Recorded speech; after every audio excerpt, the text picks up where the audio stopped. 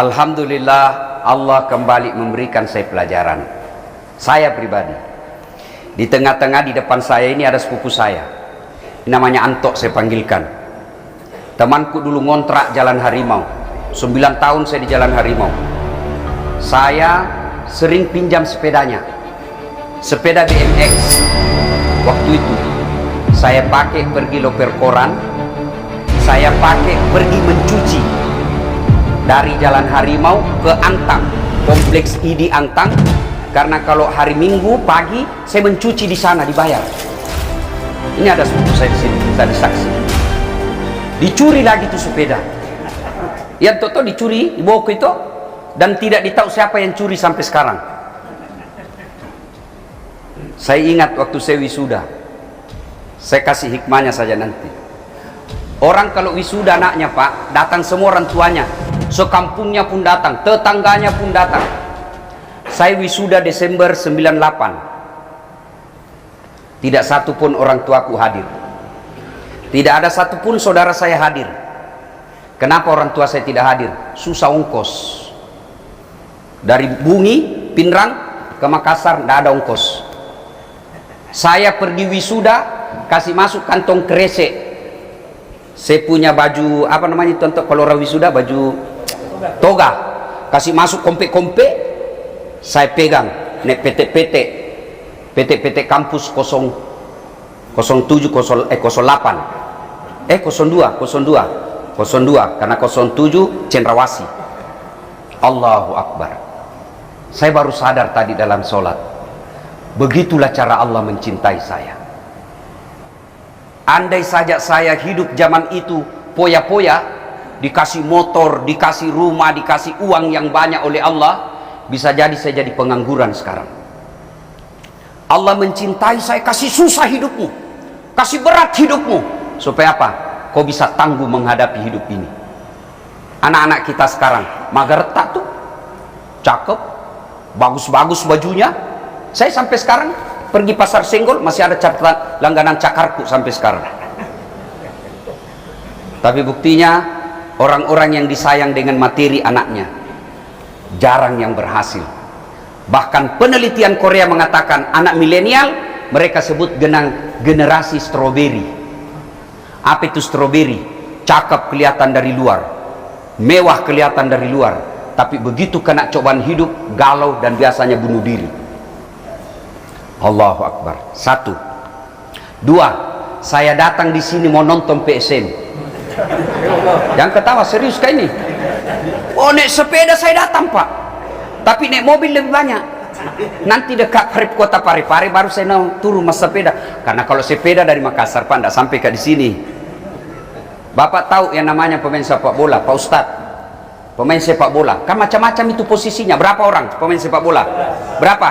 11. Ada penjaga gawang, iya toh, ada B, ada striker, apalagi ada gelandang, ada penyerang, ada pelatih, ada penonton.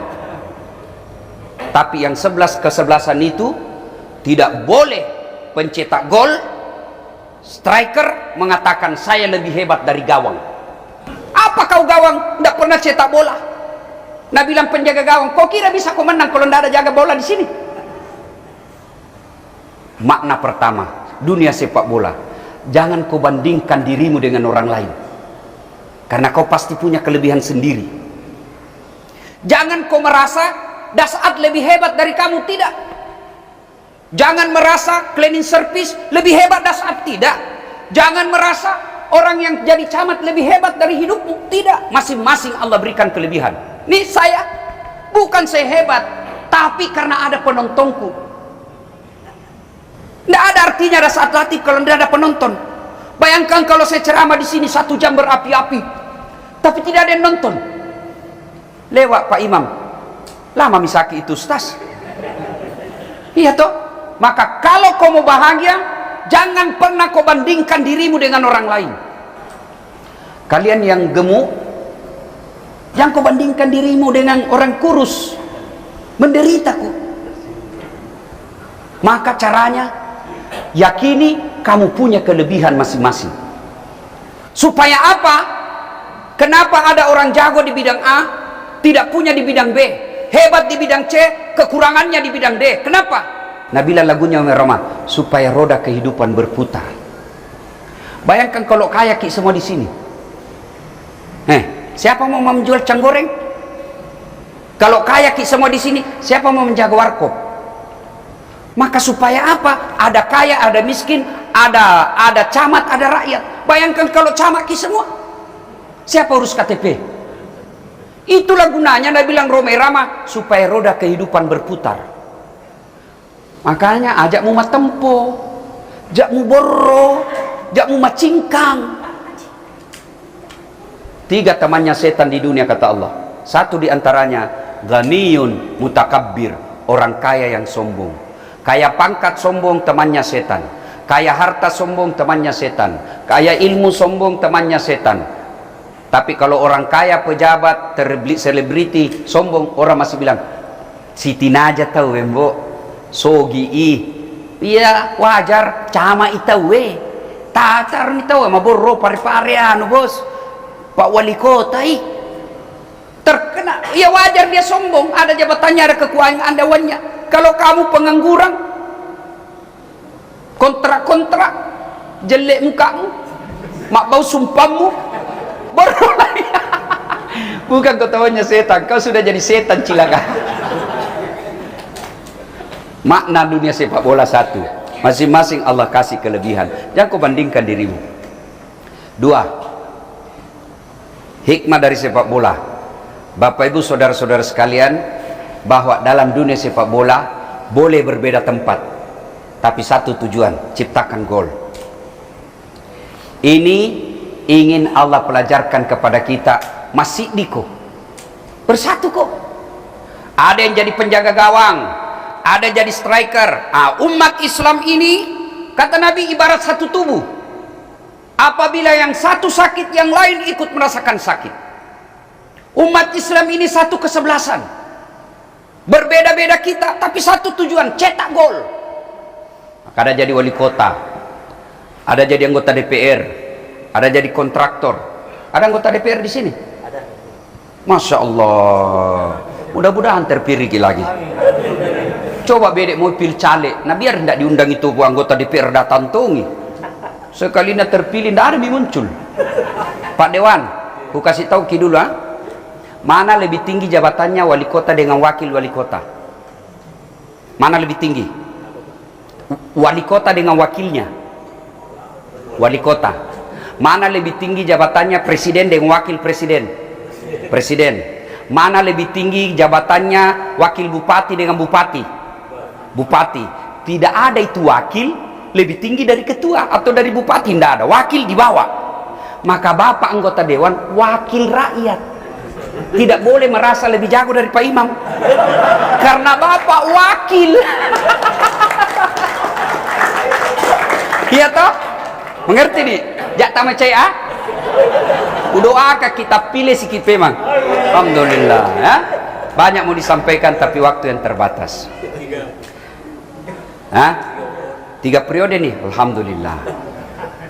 Alhamdulillah, mudah-mudahan Allah berkahi Bapak. Amin. Nah, terakhir Bapak Ibu saudara-saudara sekalian, mari tetap hidupkan ukhuwah. Kalau mau pilkada seperti ini, dekat-dekat mi pilwali toh, siambak nih tu politik siambak nih. Saling menjelek-jelekkan. Jangan kau bos.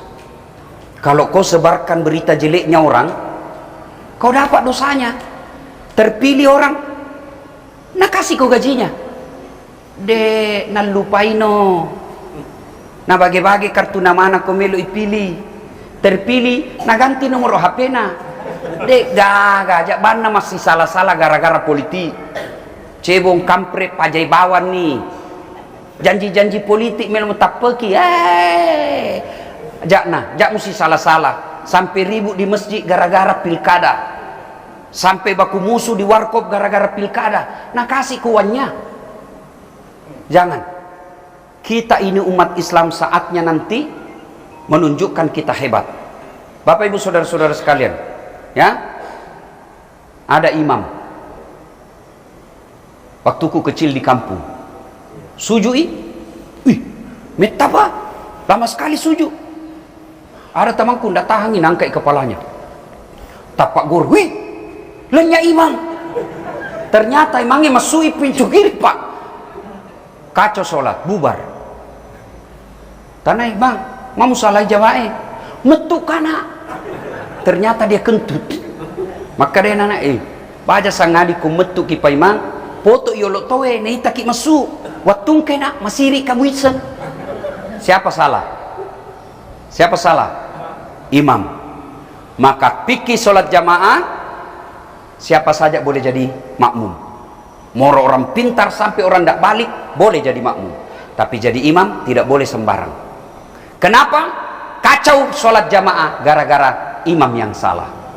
2024 kita orang Indonesia akan memilih imam. Pare-pare akan memilih imam. Jangan kau pilih karena keluargamu, jangan kau pilih karena separtaimu, jangan kau pilih karena tetanggamu, jangan kau pilih gara-gara sepupumu, tapi pilihlah dia yang betul-betul bisa membela agama Allah. Coba melihat kalau orang jahat jadi penguasa, orang jahat pegang jabatan, bahaya. Lihat itu film yang lagi ribut 1 bulan lebih ini, film Rambo. Tuh bahayanya kalau orang jahat. Kenapa ketawa? Film Rambo, bayangkan kalau orang jahat pegang kekuasaan, akhirnya apa? Sat narkoba ditangkap gara-gara narkoba. Itu kan film India judulnya yang begitu. Patikan narkoba, itikan gara-gara narkoba. Dia tamak keleng. Makanya perlu memilih orang-orang baik. Kalau salah kita memilih pak, kacau jemaah. Kalaupun ada yang kita lihat film Rambo, sedikit jitu, jangan kau musuhi polisi. Adik-adik, kalau hilang motormu siapa kau cari? Polisi. Diperkosa anakmu siapa kau cari? Polisi. Makanya jangan musuhi polisi. Ada itu film Rambo Ustaz. Itu baru diperiksa hanya 83 orang yang terlibat kejahatan itu. 83 orang ji. Bapak tahu berapa polisi di Indonesia? 470.000 lebih, hampir setengah juta. Masih banyak polisi yang baik, termasuk itu bapak yang datang berjamaah. Itu pak, polisi baik itu. Alhamdulillah, selalu kasih saya pengawalan kalau pergi ceramah. Mudah-mudahan kita sama-sama masuk surga nanti pak. Itulah yang disebut fastabiqul khairat, berlomba-lomba dalam kebaikan. Demikian, mudah-mudahan ada manfaat. Mari kita kirimkan suratul Fatihah kepada orang tua kita masing-masing, baik yang masih sehat walafiat, terutamanya lagi yang sudah arwah. Al-Fatihah. Bismillahirrahmanirrahim. Alhamdulillahirrahmanirrahim. Iyyaka na'budu wa iyyaka nasta'in. Shiratal ladzina an'amta 'alaihim. Amin. Terima kasih. Usikum wa nafsi bittaqwa.